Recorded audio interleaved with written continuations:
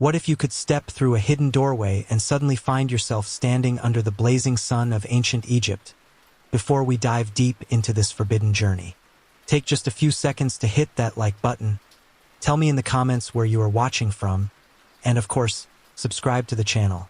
Only if you are truly ready to explore the mysteries of the past. Now, let us begin. You look around and the desert wind brushes against your face. The sand stretches endlessly, but on the horizon rises the silhouette of massive pyramids. They do not look like the ruins you have seen in textbooks. These are freshly built, towering monuments gleaming under the sun, guarded by workers and priests who look at you with suspicion. For a moment, you realize you are not a tourist with a guidebook. You are an intruder in a world thousands of years before your time. The question is, why are you here? Some say time itself bends when secrets are too powerful to stay hidden. Maybe you have been pulled back to witness something you were never meant to see. As a historian, you have read about rituals, gods, and tombs. But this time, it is different. You are not reading inscriptions in a museum. You are standing where it all happens. A priest passes by, his golden amulet glimmering. He mutters something in ancient Egyptian, and though you do not understand the words, you feel the weight of their meaning. Outsiders are not welcome. You duck behind a stone wall, heart racing. And that is when you notice it, strange markings carved hastily into the stone, as if someone tried to erase them before the priests could see. Symbols of jackals, a burning eye, and a figure kneeling before a dark flame. Could this be the first trace of a forbidden ritual, hidden in plain sight, and more importantly, are you ready to follow these clues, even if they lead to something that might change how you see history forever? The heat is overwhelming, and the golden light of the sun paints the Nile in shimmering waves. You take your first cautious steps toward the river, where life itself pulses in the veins of this ancient land.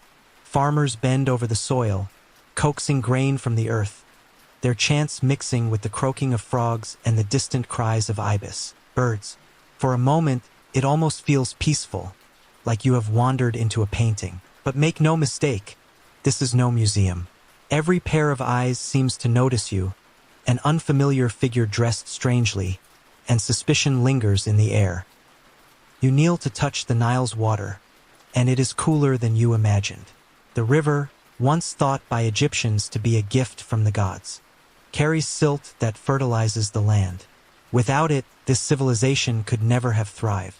And you think to yourself how much of their rituals, their myths were born out of gratitude to the river, and how much out of fear of losing it. As you walk further, you pass by a village of mud brick houses. Children chase each other barefoot, while an old woman grinds grain, her hands moving in a rhythm unchanged for thousands of years. A young man offers you bread, flat, coarse, and strangely bitter. You take a bite, trying not to make a face. Yes, this was the daily life of the ancients, but it is also a reminder you do not quite belong here. Suddenly, a group of priests marches past, carrying papyrus scrolls. One drops a fragment that tumbles to your feet. Carefully, you pick it up. Faded ink shows strange diagrams, a circle of stars, a man kneeling, and hieroglyphs that seem deliberately scratched out. Could this be another hint of the forbidden ritual? Before you can study it further, the priest snatches it back, glaring at you. You pretend to be lost, muttering nonsense words, hoping to pass as just another confused wanderer. But the truth is gnawing at you. You have stumbled into something larger, something dangerous. The valley of the Nile may be full of life, but somewhere among these temples and scrolls, a shadow lurks. And if you keep following it, you might just uncover what no historian was ever meant to see. The sun begins to set, casting long shadows across the desert. You wander closer to one of the great temples, its walls rising like a mountain of stone carved with stories of gods and kings. The hieroglyphs glow faintly in the fading light, but you notice something strange. Some symbols have been deliberately scratched out, as though someone tried to erase history itself. That is when the question strikes you, what secret could be so dangerous that even the priests of Egypt wanted it gone? Your heart beats faster as you sneak inside through a half-open doorway. The air is cooler, heavy with the smell of burning resin. Torches flicker along the stone corridors, and the silence is broken only by the echo of your own footsteps. Deeper in the temple, you find a chamber sealed off from the main hall. Its entrance is blocked by a crumbling statue of Anubis, the jackal-headed god of the underworld. Someone clearly wanted to hide this place. Pushing aside the rubble, you slip through the gap. The chamber is small, its walls painted with scenes unlike anything you have ever seen in history books. No grand pharaohs, no triumphs of war, only dark imagery, figures kneeling before black flames, stars arranged in impossible patterns, and a serpent swallowing its own tail. At the center lies a broken altar, and on it, a fragment of papyrus sealed under a clay pot. Your hands tremble as you unroll the fragment. It is written in hieratic script, rushed and chaotic, not the polished style of royal scribes. The words describe a ritual of passage that must never be spoken aloud. It mentions an eclipse, blood spilled in secrecy, and a gate that opens between worlds. You shiver, realizing that this is not just mythology, it is a set of instructions. Then you hear it, footsteps. You quickly tuck the papyrus back and hide behind a pillar. A pair of priests enters, their voices hushed. You catch fragments of their conversation. The forbidden words, protect the kingdom, no outsider must know. Your pulse quickens. They are guarding a ritual, one erased from history, one you were never supposed to find. And here's the chilling thought, you have just stumbled upon evidence that ancient Egypt had rituals not just of worship, but of power so dangerous they tried to bury them forever. Now, the question is, do you dare to uncover more? You step out of the hidden chamber, your heart still racing. The desert night has arrived, and the stars scatter across the sky like shards of crystal. Ancient Egyptians were not just master builders, they were astronomers, tracking the heavens with astonishing precision. As you tilt your head upward, you notice how the constellations align perfectly with the temple's layout. It is as if the very stones were carved to mirror the sky. You remember reading about this, how the Great Pyramid aligns almost perfectly with true north, how certain temples mark the solstice sun, and how eclipses were feared as omens of divine wrath. Suddenly, the words from the forbidden papyrus echo in your mind. An eclipse, blood, a gate between worlds. Could the ritual you discovered have been tied to real celestial events? Imagine the scene, priests gathering at night, their chants rising as the shadow of the moon covers the sun. To them, it was not just astronomy. It was the gods themselves taking the stage. But here's the unnerving thought, what if they were not just observing the sky, what if they believed? Or perhaps even discovered a way to manipulate it? You laugh nervously at the idea. Of course, modern science says you can't open a gate between worlds with a few chants and a solar eclipse. Still, your historian's brain knows one thing. Ancient cultures often wrapped scientific knowledge inside ritual and myth. Could the dark flame mentioned on the walls be a coded description of some natural phenomenon, volcanic fire, chemical reaction, or even something as strange as ball lightning? Yet, as you walk along the temple's edge, you feel a chill. Logic explains much, but not everything.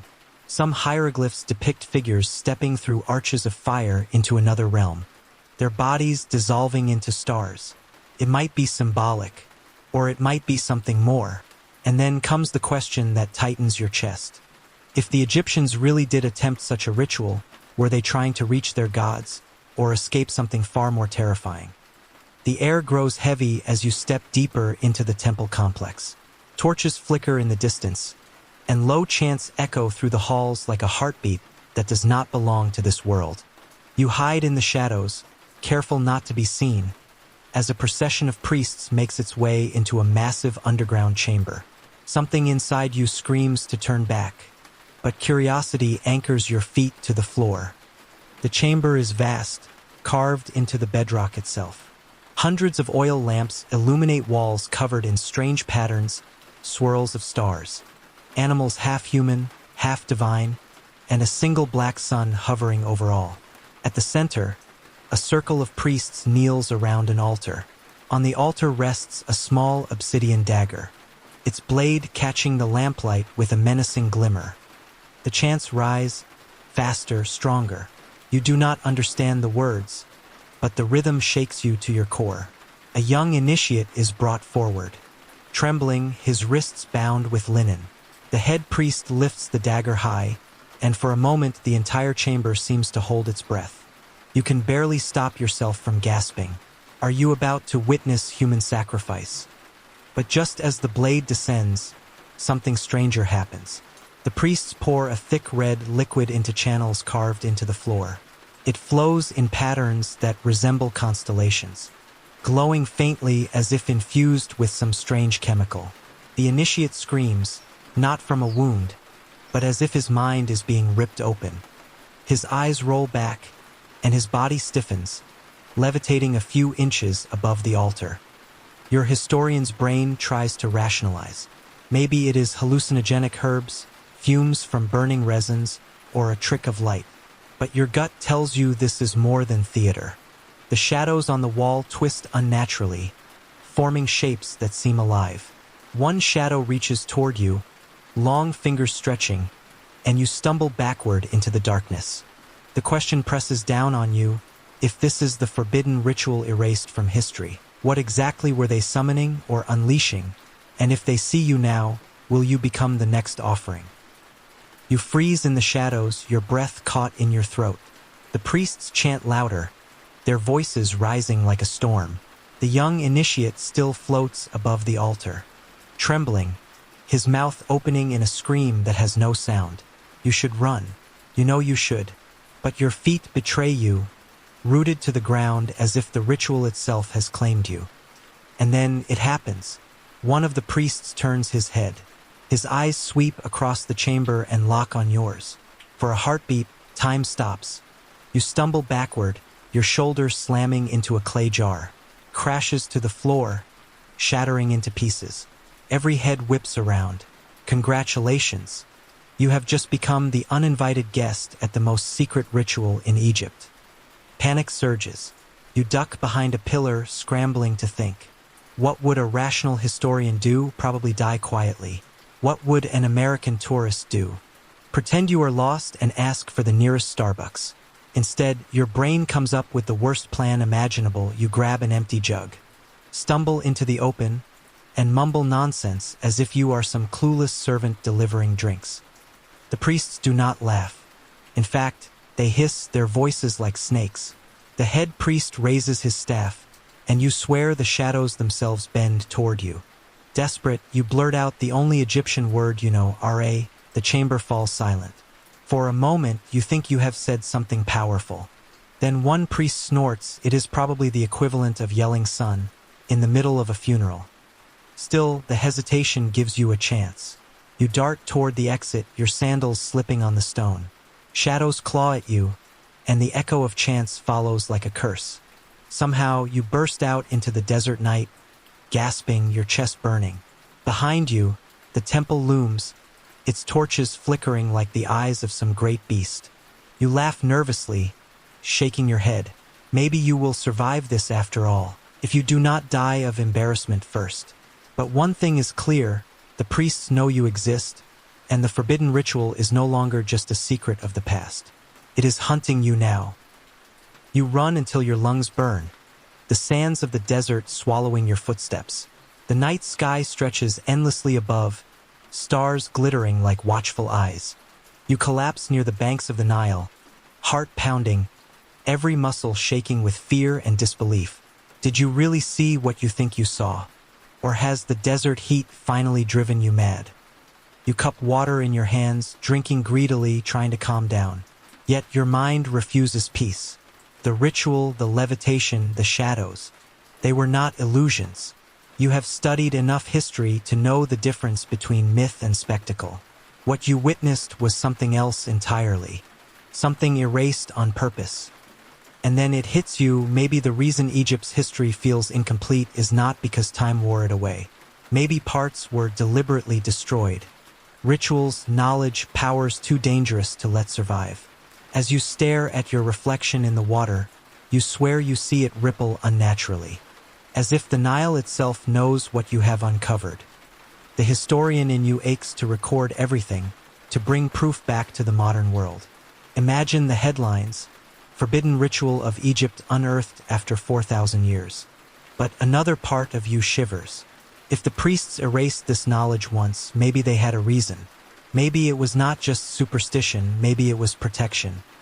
And that is when you notice something on your wrist. A faint red mark, shaped like a circle with 3 lines, glowing softly as if branded by fire. Your stomach sinks. You did not leave that chamber untouched.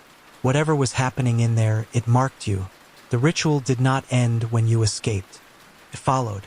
You stagger back, clutching your wrist, staring at the symbol as fear mixes with fascination. Are you cursed, chosen, or just doomed to carry a piece of ancient Egypt's darkest secret forever? The first light of dawn spills across the desert, painting the sand in shades of gold and crimson. You sit in silence, clutching your wrist where the glowing mark now fades into your skin like a scar that will never fully disappear. Around you, Egypt awakens, farmers return to their fields, priests march toward the temples, and life continues as though nothing has happened. Yet you know the truth: something ancient has stirred, and you were foolish enough to witness it. You wonder if you will ever return to your own time. Perhaps this was all a vision, a cruel trick of the desert heat. Or perhaps you have been chosen to carry this secret across millennia, to ensure the ritual is never repeated. The question that gnaws at you is simple but terrifying. Did you escape, or are you now part of the ritual forever? You look up one last time at the pyramids, their colossal stones catching the light of the rising sun. To the world, they are monuments of power and mystery. But to you, they are something else entirely, a reminder of the night you saw history bleed into myth. And now it is your turn. If you had stood there in that hidden chamber, if you had seen the initiate rise into the air and the shadows reaching out, would you have stayed to learn more? Or would you have run into the night as I did? Before you go, I want to thank you for taking this journey with me. If you enjoyed exploring the forbidden side of ancient Egypt, leave a comment below. Tell me what you would have done, or suggest the next civilization you would like me to uncover. And do not forget to like this video and subscribe to the channel, so you do not miss the next adventure into history's darkest corners.